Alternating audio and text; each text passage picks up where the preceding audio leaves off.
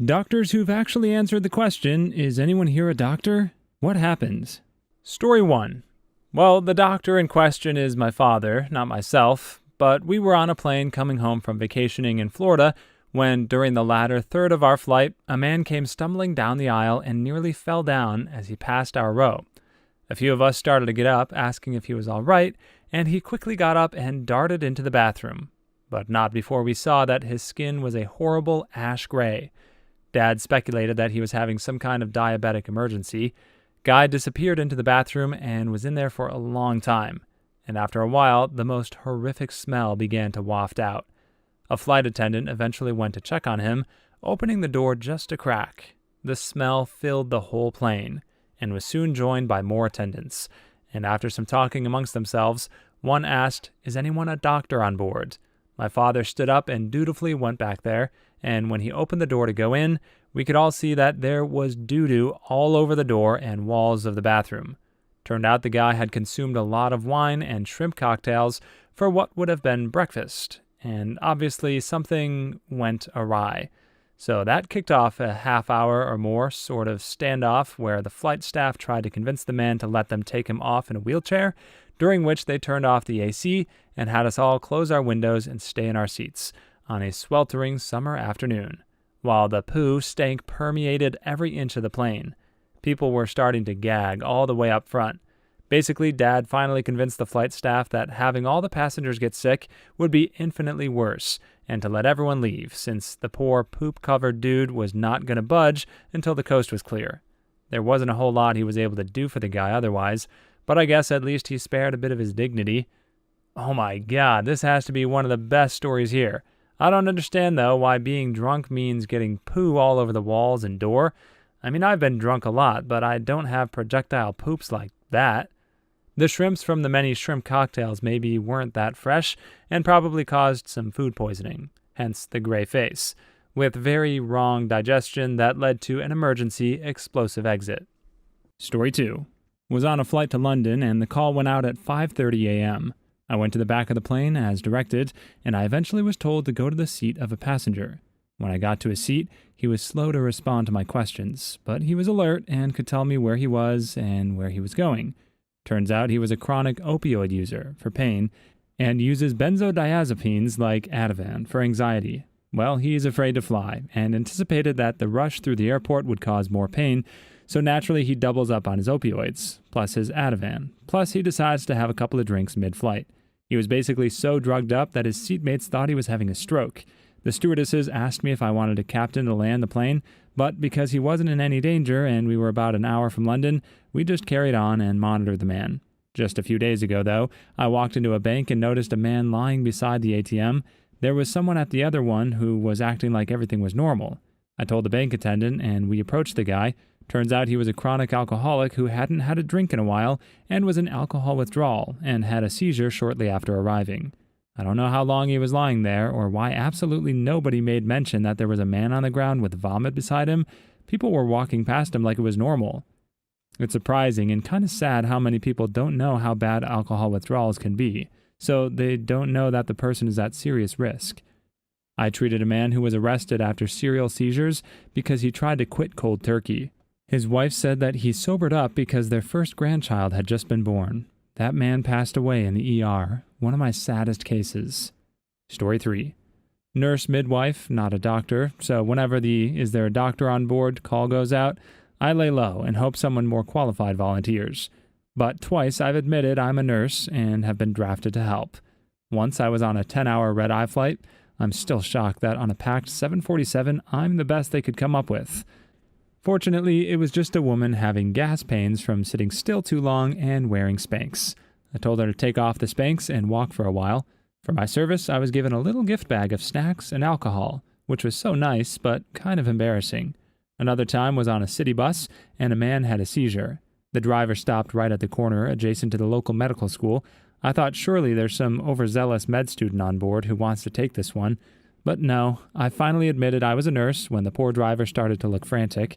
All I did was sit with the guy until the paramedics arrived and pointed out that his dentures had fallen on the ground. Fellow nurse here, I was flying home from Cuba and was the only one to answer when they asked for medical professionals. Was a very pregnant woman with abdominal pain, so it would have been perfect for you. But my opinion was more along the lines of a UTI. They asked me later to check a blood pressure on someone else with chest pain, who it turns out was a forensic pathologist the airline gave me. I know gas pain can actually be very excruciating, but even so, depending on the circumstances at least, I do find it pretty funny that someone can be going through such momentary trauma only for it to be instantaneously resolved with a nice long fart.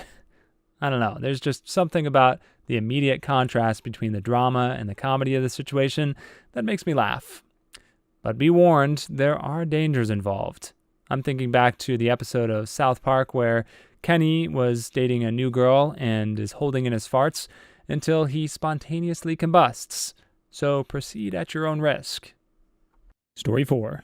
Flying to an island for a holiday a couple of years ago, the first call was, "Is there a physiotherapist on the plane?" which was predictably followed a couple minutes later by, "Is there a doctor?" A very nice lady had dislocated her prosthetic hip when the man in the seat in front of her reclined sharply into her and she shuffled to adjust her position. She was in agony.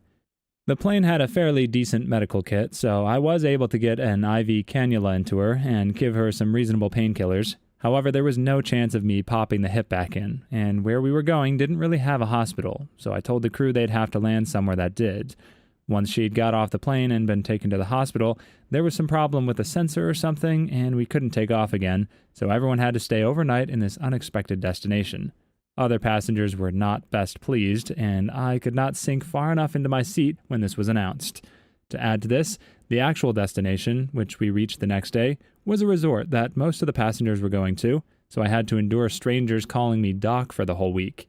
The lady got her hip sorted and sent me a lovely card once she got home. The flight crew were ace as well, and my partner and I got to visit the cockpit on the return flight. It was the same pilot, and he remembered me. Story 5. I work in imaging, specifically MRI, the big magnet, in a large trauma hospital. While I am BLS and first aid certified, I generally don't jump up unless everybody has that deer in headlights glazed look. I picked up some overtime and was driving home after the extra shift. Around 10:30 p.m., I see a truck on its top and a circle of people watching. Yup, deer in headlights. Might want to make sure whoever in the truck is out, so park my car, hop out in my scrubs, some bystander, "She's a doctor!" Aw, crap. No, not a doctor, not even carrying gloves for what I'm about to walk over to see. Poor guy is sitting upright against his upside-down truck, a nice degloved scalp laceration and blood everywhere. Your scalp bleeds forever. A bystander hands me her shirt, and I use that as a makeshift barrier to hold the guy's neck until EMS arrives. Somebody yells for me to stop the bleeding on his scalp. Somebody hands me their belts. Public service announcement, you can't use a belt to stop head bleeding. It's not very nice. Well, sure you can. You just wrap it around his neck like a tourniquet. Okay, that may be overkill. Never mind. In any other situation, I probably would have laughed. I sure hope that guy laughed about it when he got home. I sure did. Just because you saw them use a belt as a tourniquet on some TV show doesn't mean it applies in every scenario. Story 6. I was on a flight recently, and a woman started having a seizure in the route ahead of me. I'm not a medical doctor, but when they asked if there was a doctor on board, literally 7 or 8 people came forward at the same time, including the guy sitting next to me. Apparently, there was a pediatrics conference that they were all going to. It was a really interesting situation to be in, especially since several of the doctors had different opinions on what to do, and the flight attendants were trying to help, but also crowd control all the opinions, mostly because there were some things legally that they couldn't do. The lady having the seizure was fine in the end, and they had people ready when we landed to check her out further. I've shared this before, but it reminds me of this. The American Heart Association, AHA president, who's a cardiologist, had a minor heart attack while at the AHA meeting a year or so ago. It was the day after he gave remarks on his family history of heart disease. Surrounded by a lot of cardiologists, though, he ended up getting a stent. Literally the ideal place to have a heart attack. Story 7. Obligatory not a doctor, but I was sat next to one on a plane from Shanghai to Detroit. About 2 hours into the flight, the announcement comes over the PA. The guy next to me sits bolt upright and looks around for a flight attendant. The look in his eyes said he had been waiting for this moment his entire professional life. Once the doctor's business had been taken care of, the flight attendant stopped by periodically to give him updates, and lots of free miles. Apparently, it was a man in his 20s with a history of seizures that had never been to see a doctor about them. The older flight attendants proceeded to give the young man a stern talking to for the remainder of the flight. Wow, he had never seen a doctor about them, or was it he hadn't found a medication that worked effectively? No one likes having seizures. There are many types of seizures, and my heart goes out to him. Hope everyone learns appropriate seizure first aid since there are an overwhelming number of damaging myths. My understanding was that he just dealt with them as they came, and hadn't seen a doctor about them for whatever reason. 12 hours of well-intentioned henpecking may have changed that, though. Story 8. Guy on the train was drunk and appeared to be in some distress and vomiting. When I got to the car, it was obvious to me that he was not vomiting because he was drunk. He was vomiting coffee ground emesis, an upper GI bleed. He was disoriented, likely for the same reason. The man was definitely not drunk. I turned him over to an ambulance at the next stop, spoke briefly with paramedics, and then got back on the train and continued to my mother's town. This was days after I graduated. I had not yet done a residency. Hasn't happened since. Important note in case anyone missed it, if anyone is vomiting and what comes out looks like coffee grounds, it means they are bleeding internally and need to go to the hospital immediately. This right here is honestly wizardry. I know you do 7 years, but how do most general practitioners know so much and retain the information so well? This seems like a super niche thing to know, as I'm sure there are many other diagnoses in your arsenal. How, please, tell me your secrets. Story 9. Medical student here, whose dad's a doc and mom's a nurse. We've had multiple holidays where this happened. The thing that was the most impressive for me, however, was a holiday when I was 11 or so. We were swimming in an indoor pool.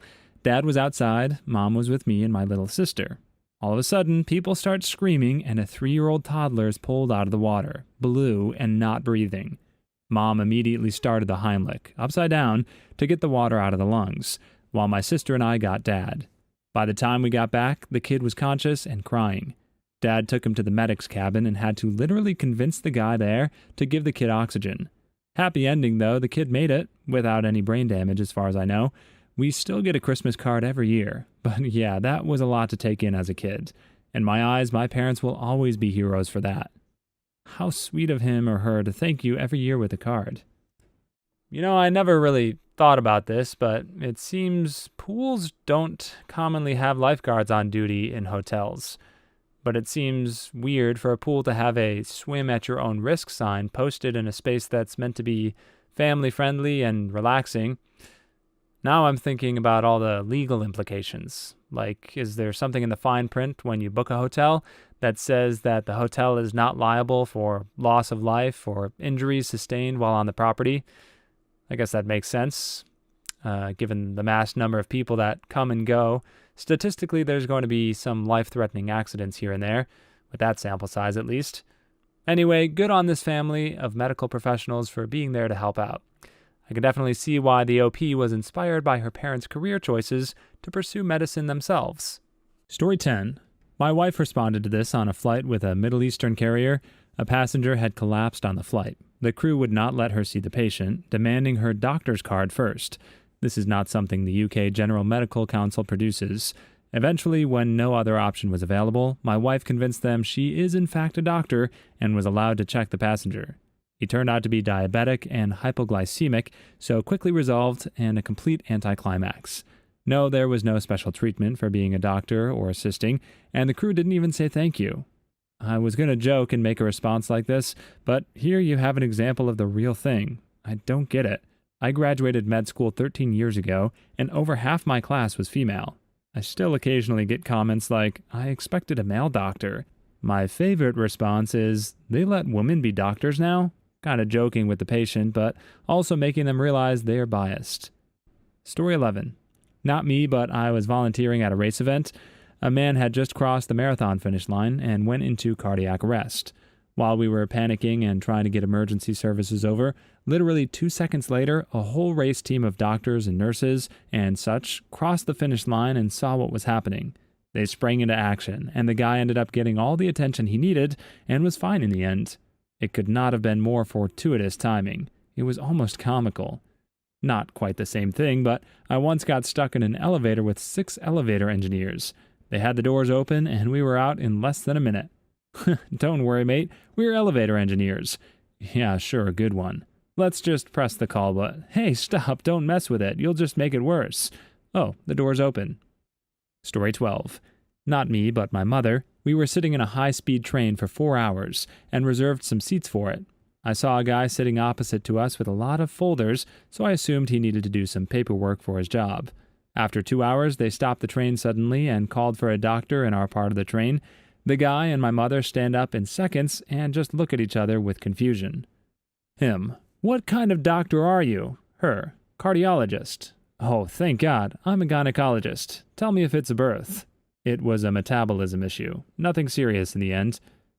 This is me now with someone asks for a doctor. The first thing I do is clarify that I'm a psychiatrist, and that tends to be the end of that. Story 13.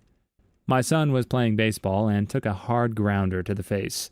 He was bleeding pretty bad, so the coach, another fellow, and I ran to the field. The fellow said that he was a dentist and asked me if I was a doctor. I said, yeah, I have a PhD in physics. He kind of looked at me funny. Then we walked my son off the field. I didn't realize until later that he didn't know that I was the father, and he probably thought I was some smart aleck running on the field to offer medical help. Well, physics played a role in the injury, so my kid's face exerted the same energy on the ball as the ball on his face, so perhaps we could dissect the ball. Story 14. Transatlantic flight from Paris to San Francisco. A woman developed a headache while watching a movie with her husband, starting having seizures, vomiting, and urinary incontinence. Took her to the back of the plane and tried to work the problem while we diverted to Goose Bay, Labrador. Her and her devastated husband got off, and we were medevaced to St. John's, where she passed away.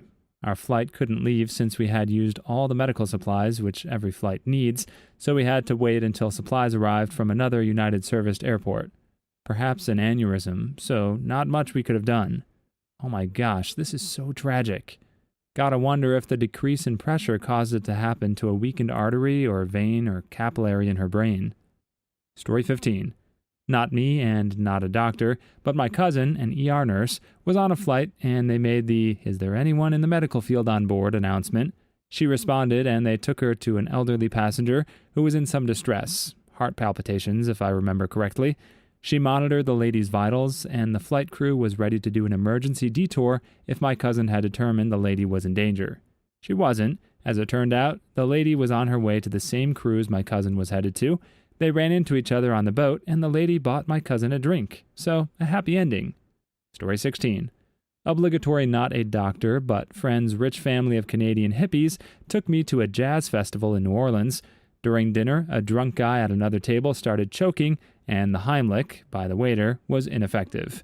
His dad, a stoned, drunk, sunburnt family practitioner, hopped up and delivered some kind of advanced sternum punch and saved the day. Anyway, dinner was free and a ton of drinks. Advanced sternum punch? That sounds painful. Very. Ever get the wind knocked out of you?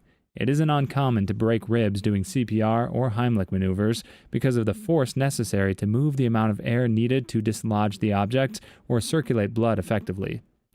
Story 17. It happened to my sister on a flight when someone passed out. She's an OBGYN and responded, as did a radiologist. An ER nurse also came up to see if she could help, which my sister appreciated since it had been a long time since medical school. I think it ended up not being serious, but she went back to her seat after assessing that the patient wasn't in labor or in need of a pap smear. The radiologist probably only came to get your sister to stop ordering unnecessary tests. Did she have her pap smear instruments with her in her carry-on? Though it's certainly not the best option if a specialized medical professional doesn't have the expertise needed for a given emergency, anyone who has gotten their doctorate in a medical field in general will have undergone the same basic training in grad school, so they're still a better bet than your average Joe in situations like these. I also get the hesitation to volunteer if you're hoping for a more qualified professional on board, but at the end of the day, the Hippocratic Oath is sworn by all variations of physicians, and so it'd be against their ethics to let someone fall into harm's way. Story 18. I work in a dermatology office in a building full of family doctors, dentists, eye doctors, and physiotherapists. At the staff Christmas party one year, one of the spouses of a doctor had a heart attack, if I recall correctly.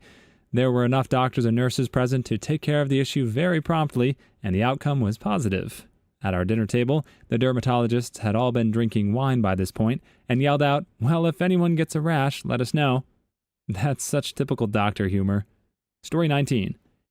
In real life, on a flight, some lady had vasovagal syncope, fainted, and I brought her knees close to her body to improve blood flow, and the flight attendants gave her water. She felt better, and we continued to our destination. On the internet, I've told a bunch of interesting stories from my time in medical school, and occasionally get private messaged pictures of boobaloobaloobies and or Josh Peck.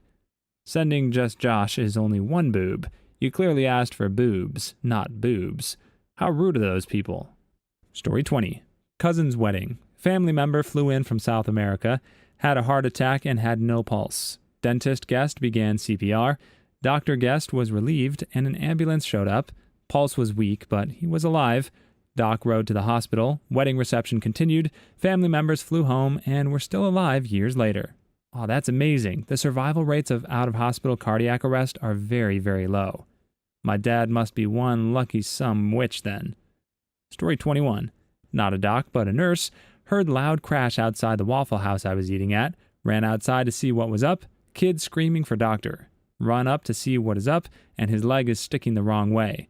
Immobilize it and stay with him till the medics arrive, and then go back to my double bacon cheesesteak melts. Most nurse thing I've read all day. Story 22. The person who asked responded with, "Well, you're a nerd." Years of ASDF movies rushing back into my brain gave me vertigo. Hand smack TV static. Story 23. Indian mom, will you marry my daughter? Please leave your stories in the comments. I'd love to make a video of them in the future. Also, don't forget to like and subscribe.